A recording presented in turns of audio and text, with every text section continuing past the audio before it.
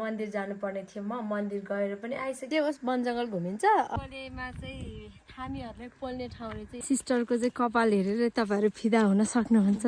यति राम्रो ठाउँमा चाहिँ आइपुगेका छौँ हामी। हेर त टिप्नु हुँदैन, यो गुराँस चाहिँ फेरि हामीले युटिलाइज पनि गर्छौँ। हेलो साथीहरू, नमस्कार, सेवा हजुरहरूलाई मेरो ब्लगमा स्वागत छ। म रिना थामी सदा चाहिँ म हजुरहरूको माझमा चाहिँ नयाँ ब्लग लिएर आइसकेको छु। साथीहरू आज चाहिँ टक्क लगाएर शनिबार भएको छ। आज हाम्रो स्कुल बिदा रहेको छ अनि अब म चाहिँ शनिबारको काम चाहिँ सकाएँ। लगभग नुहाउनु पर्ने थियो अनि नुहाइसकेँ। त्यसपछि मन्दिर जानुपर्ने थियो। म मन्दिर गएर पनि आइसकेँ साथीहरू। अब म एकछिनमा खाना खान्छु होला। खाना खाइसके पछाडि चाहिँ आज हाम्रो प्लानिङ चाहिँ के छ भन्दाखेरि घुम्न जाने। यतातिर गुराँस फुलेको छ अनि गुराँस फुलेको ठाउँतिर यसो घुम्न जाने भनेर चाहिँ प्लान बनाइराखेका छौँ। अब के हुन्छ कसो हुन्छ हेरौँला। यदि गइएन भने पनि तपाईँहरूले म एक्लै भए पनि घुमाउन चाहिँ लान्छु। धेरै टाढा चाहिँ लादिनँ तर नजिकैसम्म चाहिँ घुमाउन लान्छु। लेट्स हेरौँ के हुन्छ। पहिला चाहिँ म खाना खान्छु है त। हाम्रो डिसिजन चाहिँ घुम्न जाने भनेर चाहिँ भइसक्यो। अब म चाहिँ खानासाना खाइसकेँ। अब उतातिर सिस्टरकोतिर जान्छु। सिस्टर कता हुनुहुन्छ, रेडी हुँदैछु भन्दै हुनुहुन्थ्यो। अब हामी सिधै उतातिर जान्छौँ। के भन्ने कोलेपा, नट कोलेपा भन्दा नि उता जानुपर्छ। म देखाउँछु तपाईँहरूले कति गुराँस फुलेको रहेछ। जे होस् वन जङ्गल घुमिन्छ, अरू केही पनि होइन। वन जङ्गलमा यदि लाली गुराँस छ भने इन्जोय गरिन्छ। अब हामी लागिसकेका छौँ घुम्नलाई। यता हाम्रो सिस्टर यति राम्री भएर हिँड्नु भएको छ। म पनि सिस्टरकोमा आएर चाहिँ अलिअलि राम्री भएको छु। यहाँबाट हामीले थामीजाँगुको दृश्य हेर्दा चाहिँ एकदमै राम्रो देखिन्छ। अब स्यास्या हुँदै आयो, उकालो अलिअलि छ। चाङपोलेतिर आइसकेका छौँ अनि चाङपोलेमा चाहिँ थामीहरूले पोल्ने ठाउँ रहेछ यो थामीजाँगुको चाहिँ। हाम्रो गाउँतिर चाहिँ सिस्नेरी भन्थ्यो, थामीहरूले पोल्ने ठाउँ यतातिर चाहिँ चाङपोले रहेछ। त्योभन्दा चाहिँ उता जान्छौँ। अहिले चाहिँ बसन्त ऋतु, त्यही भएर यस्तो राम्रो भएको छ यतातिर चाहिँ। रुखहरू पहेँलो रातो हरियो देखिन्छ अनि कस्तो राम्रो भएको छ। अनि यताको साइड चाहिँ के हो, कोलेपा है, कोलेपा गाउँ रहेको छ। अनि यस्तो राम्रो ठाउँमा चाहिँ हामी आइपुगेका छौँ। मैले चाहिँ एउटा फुल भेटाएको छु। अब फुल भेटाएपछि म यो फुललाई चाहिँ के गर्छु त भनेको जहिले पनि लाउने बानी छ मेरो, फुल लाउने बानी। लेट्स लगाउँ। हामी चाहिँ अहिले ठ्याक्कै मायालु मिसको गाउँतिर आइपुगिसकेका छौँ, कोलेपातिर। यतातिर हो। आजसम्म मायालु मिसले मलाई आफ्नो घरमा इन्भाइट गर्नुभएको छैन, आफ्नो गाउँ घुमाउनु भएको छैन। भोलि स्कुलमा भेटेर मायालु मिसले यस्तो कुटाइ भेट्नुहुन्छ कि मायालु मिसले अब के भन्नु। कोलेपा पनि गाउँ चाहिँ एकदमै बुटे फुल छ, राम्रो न राम्रो। सिस्टरको चाहिँ कपाल हेरेर तपाईँहरू फिदा हुन सक्नुहुन्छ। लगभग हामी चाहिँ फुल फुल्ने ठाउँमा आइपुगिसकेका छौँ अनि यता सिस्टर यति राम्री भएर आउनुभएको छ। अब हामीले खतरा खतरा भिडियो सुट गर्नेछौँ अनि फोटो पनि खिच्छौँ अनि भ्लग पनि बनाउँछौँ। यतातिर हेर्न सक्नुहुन्छ, यतातिर यस्तो राम्रो फुल छ कि यो पहेँलो फुल। यतातिर गुराँस पनि देखिसकेका छौँ, एकदम रमाइलो हुनेवाला छ। अगाडि चाहिँ यति राम्री मान्छे चाहिँ हिँड्दै हुनुहुन्छ अनि हामी पछाडिको मान्छे पनि अलिअलि राम्री छ। उहाँ जतिकै राम्री चाहिँ होइन, हेपेको होइन क्या तपाईँ, साँच्ची नै। ल अलि नजिक आउनु त। अब साथीहरूले यहाँ देखिहाल्नुहुन्छ। कमेन्ट गर्नु हाम्रो सिस्टर कतिको राम्री हुनुहुन्छ भनेर।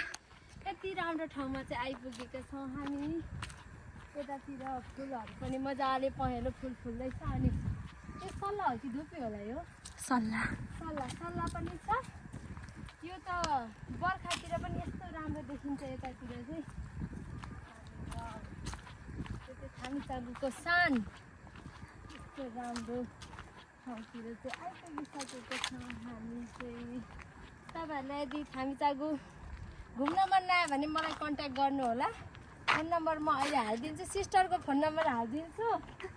अनि तपाईँहरू चाहिँ टक्क लगाएर घुम्न आउनु होला। अस्ति कतातिर पहिरो गएको हो साँच्ची? पहिरो यता यहाँ नै हो। यहाँ हो।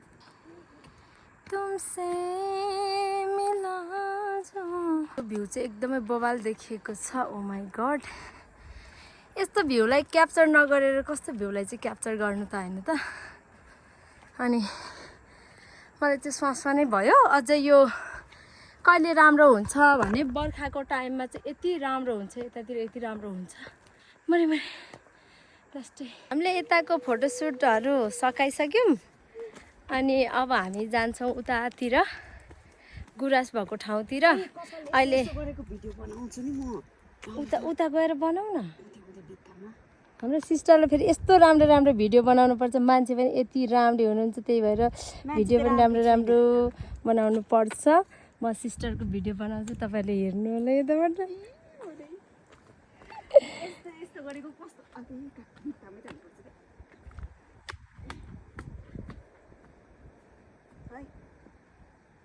त्यतातिर त राम्रो त आएन अहिले त अघिको जस्तो।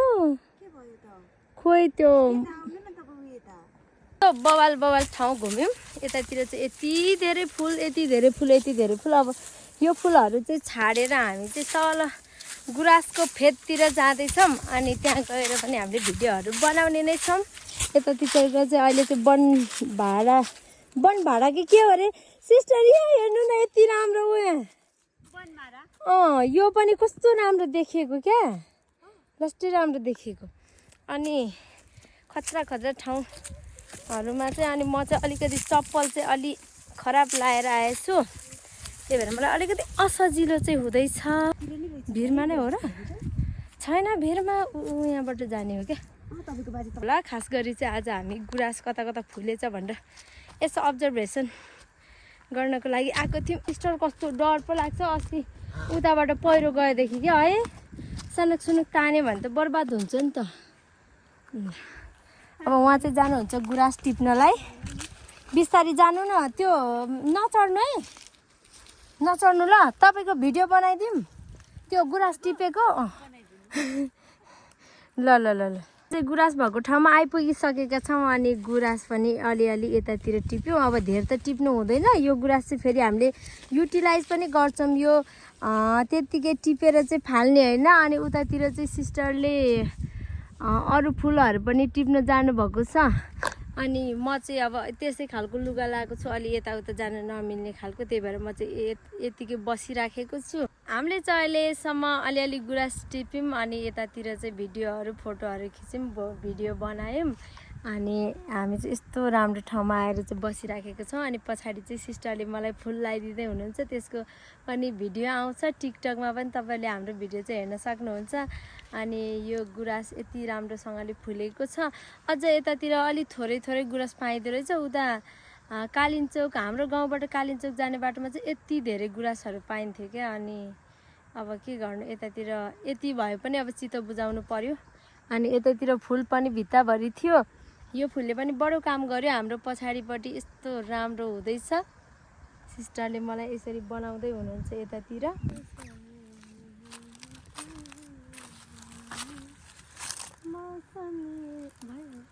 लास्टै हावा चल्यो, अब चाहिँ हामी रुमतिर जानलाई हिँडिसकेका छौँ। डर पनि लाग्यो हावा चलेर। अस्ति नै कापाराङमा ठुलो पहिरो गएछ। अनि त्यस्तै गरी पहिरो गयो भने त बर्बाद हुन्छ, हामी पनि सँगसँगै उँधो जान्छौँ।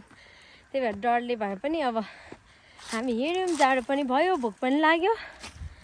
अब हामी जान्छौँ अनि त्यसपछि भ्लग अपलोड गर्छौँ। भरे हाम्रो भ्लग आउँछ, सबैजनाले हेरिदिनु होला।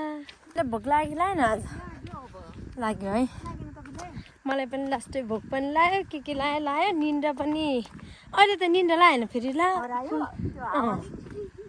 अनि मैले चाहिँ दुईवटा फुल चाहिँ लिएर आएको छु।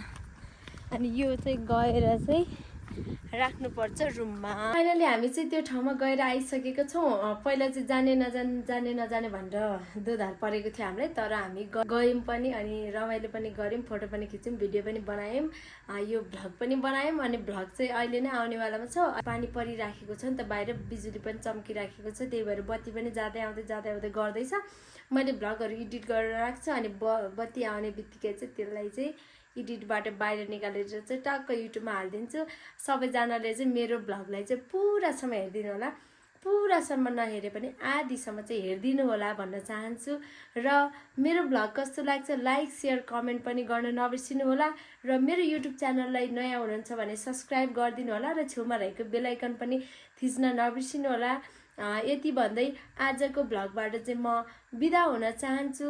By, keep watching.